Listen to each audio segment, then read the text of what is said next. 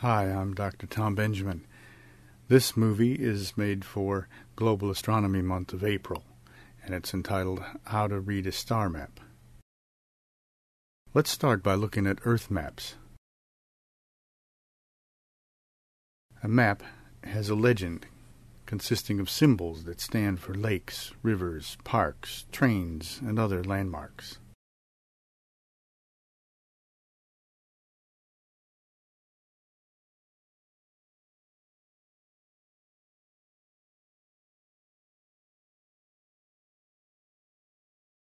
Now we have available Google Maps.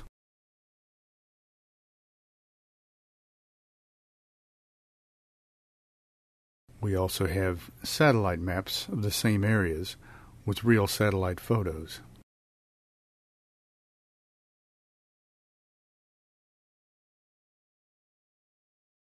So how do we apply maps to the night sky? Well, it hasn't changed much. This old map from the 1880s is pretty accurate today. Here we see the Milky Way and the constellations like Orion. Hello, I'm Jane Houston Jones from NASA's Jet Propulsion Laboratory in Pasadena, California. To the right of Jupiter, you'll see what looks like a cloud, but it's really a cloud of stars, and it's the center of our Milky Way galaxy. We live 2/3 of the way from the center. When you look at the spiral arm of the galaxy, you'll notice a dark area bisecting the stars.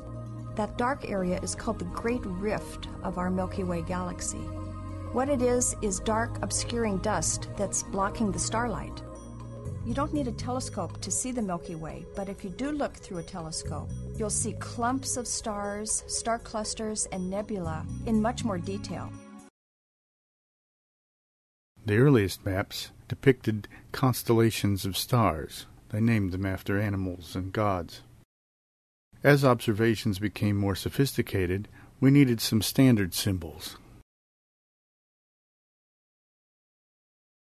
These are the conventions in use today for the common types of objects in the sky. They describe our night objects in terms of their types and how bright they are. This is how that set would look on a map.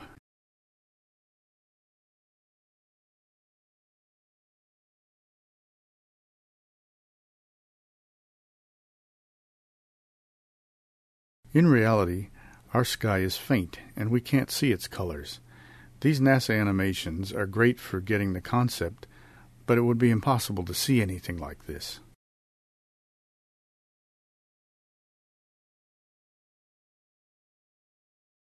If we follow that space animation on a map, we see that as we look toward the center of our galaxy, we'll see more of these interesting objects that make up the galaxy.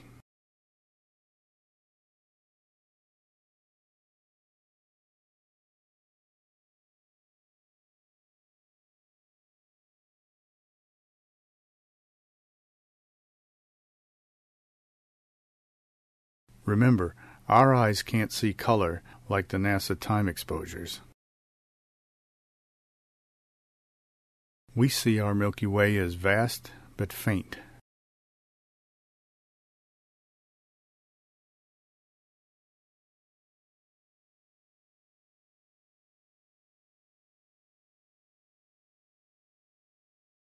Now let's test what we've learned.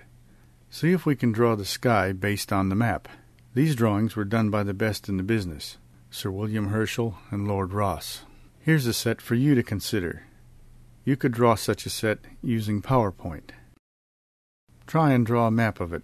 Remember, our eyes can't see colors, so it will be white on black. They'll look more like faint clouds against a black sky.